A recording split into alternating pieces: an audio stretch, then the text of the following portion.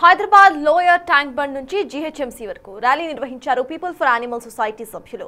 Street dogs ని తరలించాలంటే దానికంటే ముందు వాటికి షెల్టర్స్ ను ఏర్పాటు చేయాలని అన్నారు. డాగ్స్ ని తీసుకువెళ్లి అసలు ఏం చేస్తున్నారో తెలియటం లేదని అంటున్నారు. నోరు లేని కుక్కలను చంపొద్దంటూ ర్యాలీ చేస్తున్నారు.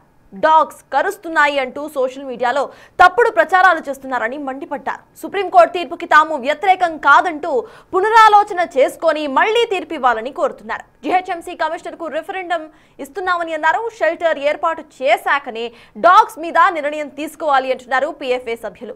మరింత సమాచారం మా ప్రతినిధి సుజాత అందిస్తారు. లవర్స్ అంతా కూడా సుప్రీంకోర్టు ఇచ్చినటువంటి తీర్పుని వెనక్కి తీసుకోవాలి, డాగ్స్కి ప్రొటెక్షన్ చేయాలి అని చెప్పేసి ఈరోజు జీహెచ్ఎంసీ కమిషనర్ని కలిసి ఒక రిప్రజెంటేషన్ ఇవ్వబోతున్నారు. అసలు అందులో ఏమి ఇవ్వబోతున్నారు, వీళ్ళ డిమాండ్స్ ఏంటో అడుగుదాం. చెప్పండి, ఇప్పుడు కమిషనర్కి ఏమని రిప్రజెంటేషన్ ఇవ్వాలి? కమిషనర్కి మేము రిక్వెస్ట్ ఇంతే చేస్తున్నామండి, యాజ్ పర్ రూల్ మీరు ఫాలో కండి. మీరు ఎక్కడ పడితే అక్కడ డాగ్స్కి తీసుకెళ్ళకండి, క్యాచ్ చేయకండి. మీకు పర్టికులర్ 4 ప్లేసెస్ ఇచ్చారు. ఆ ప్లేస్లోకి తీసుకున్న తర్వాత వాటిని ఎలా పెడుతున్నారు, దానికి వానికి ఫుడ్ అందుబాటులో ఇవ్వండి, వ్యాక్సినేషన్ అందుబాటులో ఇవ్వండి, స్టెరిలైజ్ చేయండి. అంత కెపాసిటీ ఉందా మీ షెల్టర్లో, అది మేము క్వశ్చన్ చేస్తున్నాం అంతే.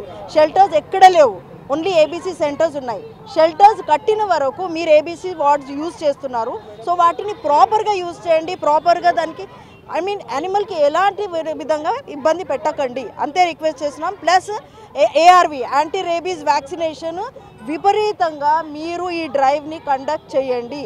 మీరు ఓన్లీ 15, 20, 50 యానిమల్స్కి చేసేసి మేము డ్రైవ్ చేసినామని ఫొటోస్ పెడితే కాదు. All over city Hyderabad, Telangana, let us all hope Telangana should be rabies free community. Okay, మేము కోరుతుంది అదే, తెలంగాణలో రేబీస్ ఫ్రీ కమ్యూనిటీ కావాలని. వీఆర్ నాట్ అగేన్స్ట్ ఎనీథింగ్, మేము అగేన్స్ట్ పోవడం లేదు. యాంటీ రేబీస్ వ్యాక్సిన్స్ అయిపోతే డాగ్ బైట్ కేసెస్ ఎలా ఉంటాయి? ఉండవు. డాగ్ బైట్ కేసెస్ ఉండవు. డాగ్ బైట్ కేసెస్గా డాగ్స్ కరుస్తున్నాయి ఒకటే గోల పెడుతున్నాను. డాగ్స్ కరుస్తున్న దానికి పరిష్కారం ఏంటిది? పరిష్కారం సింపుల్. సుప్రీంకోర్టు ఇచ్చింది, 2001లో ఇచ్చారు యానిమల్ బర్త్ కంట్రోల్ ప్రోగ్రామ్. అది చేస్తే యానిమల్స్ కొంచెం చల్లపడతాయి, అగ్రెసివ్గా ఉండవు. Second thing, anti rabies should be followed. Anti rabies drive ప్రతి మున్సిపల్ వాళ్ళు ఫాలో చేయాలి. కానీ ఎక్కడ చేస్తున్నారు, ఎంత చేస్తున్నారు?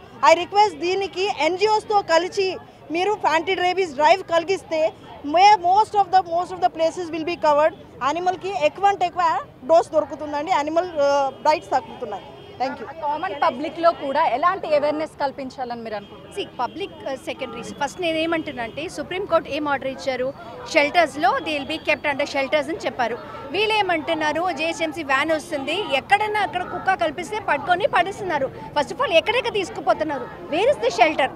షెల్టర్ నాకేం కనిపిస్తలేదు. They have to keep us aware. నా టీకే బై ఇంత ఏరియా నుంచి ఇంత డాగ్ తీసుకుపోతున్నాం, ఈ షెల్టర్లో పెడుతున్నాం, we are going to give them food, shelter, it's okay. అట్లా ఏం ఇన్ఫర్మేషన్ లేదు.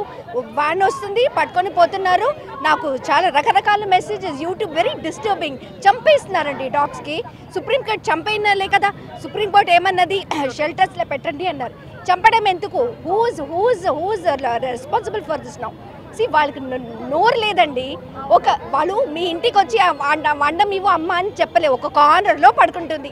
ఎవరికి ఏది ఫీడ్ చేయాలో whichever animal ever wants to they can do. అది డజంట్ మీన్ దట్ మా కాలనీలో చెప్తున్నారు, you are not concern about the babies and the elderly people, they are bite. Why they are biting అండి?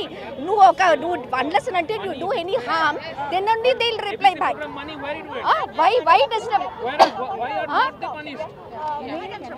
యాక్చువల్గా ఏమవుతుందంటే, we are not against any judgement and anything. We are raising our voice for the voiceless. Okay, ఇక్కడ judgement ఏమి ఇచ్చింది అనేది చూడకుండా ఇప్పుడు కమ్యూనిటీలో ఉంటున్న, గ్రేటర్ కమ్యూనిటీలో ఉంటున్న ఫీడర్స్కి చాలా హరాస్మెంట్ అయిపోయింది. ఇప్పుడు డాగ్స్ని ఎలా మనం అసలు డాగ్ని షిఫ్ట్ చేయొద్దని మనం చెప్పినప్పుడు వాళ్ళు ఏంటంటే, ఏమవుతుంది మా పిల్లలకి అంటే దే ఆర్ అటాకింగ్. అసలు ఫీడర్ ఒక మనం పోయి ఏదైనా డాగ్ అప్పుడే పుట్టిన బేబీస్కి మనం ఫీడింగ్ చేసినా కూడా they are attacking. Feeder are most attacking the people in the community. Now judgment is schools, colleges and public places andi. Now people are taking the dogs from the colonies, greater communities. The people are staying only one thing, the greater community lo stray dogs ela untai. We are like rich people ela untai anedi.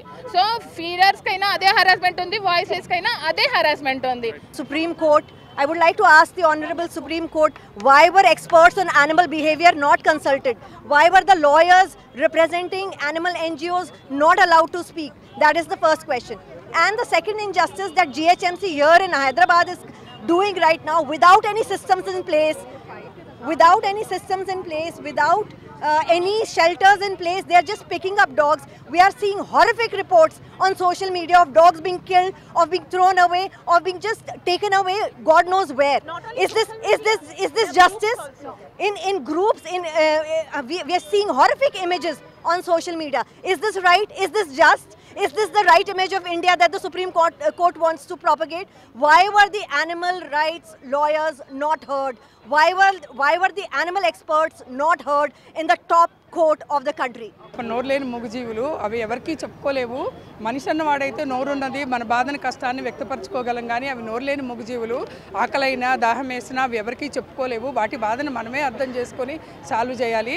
చాలామంది కుక్కలు కరిచినాయి అంటున్నారు, కానీ ఎందుకు కరిచినాయి అనేది route కాజ్లోకి వెళ్ళటం లేదు.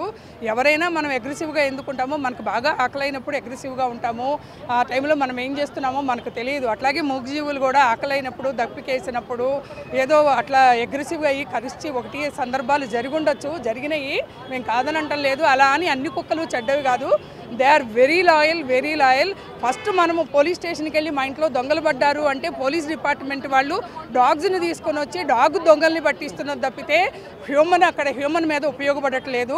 Dogs అంత intelligent. అదే కాదు, బాంబు స్క్వాడ్లో కూడా బాంబు డిటెక్టర్ని డిటెక్ట్ చేయాలంటే ఫస్ట్ డాగ్ స్క్వాడే ముందుకొచ్చి డాగ్ స్క్వాడ్ పట్టుకుంటుంది, బాంబుల్ని డిటెక్ట్ చేస్తుంది. అట్లానే రీసెంట్గా మన ప్రధానమంత్రి గారు కూడా దీంట్లో ఎక్కువ స్ట్రీట్ డాగ్స్ని తీసుకుని వాళ్ళకి ట్రైనప్ చేయాలి అని కూడా ఆదేశాలు ఇచ్చున్నారు. మనము ప్రతి ఒక్కళ్ళము డాగ్ యొక్క సర్వీసెస్ను ఉపయోగించుకుంటూ వాటిని ఇంకా హాని చేస్తున్నాము. It is not the correct. The supreme court, నేను హైకోర్టు అడ్వకేట్ని, సుప్రీంకోర్టు ఇచ్చిన ఆర్డర్ కరెక్ట్ కాదు. మళ్ళీ ఒకసారి వాళ్ళు రివిజన్ చేసుకుని, ఎవరైనా అక్కడ సుప్రీంకోర్టులో ఉన్న అడ్వకేట్స్ రివిజన్ పిటిషన్ వేసి దాన్ని మళ్ళీ వాళ్ళ జడ్జిమెంట్ని రివైవ్ చేస్తే బాగుంటుంది అని నేను కోరుకుంటున్నాను. Thank you very much. Dogs ప్రియులంతా కూడా శాంతియుతంగా ట్యాంక్ బండ్ నుంచి కమిషనర్ ఆఫీస్ వరకు నిరసన కొనసాగిస్తున్నారు. డాగ్స్ అనేవి మాటలు రావు కాబట్టి అవి ఏమీ ప్రశ్నించలేవు, వాటి తరపున మేము ప్రశ్నిస్తున్నాము అని చెప్పేసి కూడా డాగ్స్ ప్రియులంతా కూడా చెప్తున్నారు. కెమెరామెన్ శ్రీకాంత్తో సుజాత, లోయర్ ట్యాంక్ బండ్.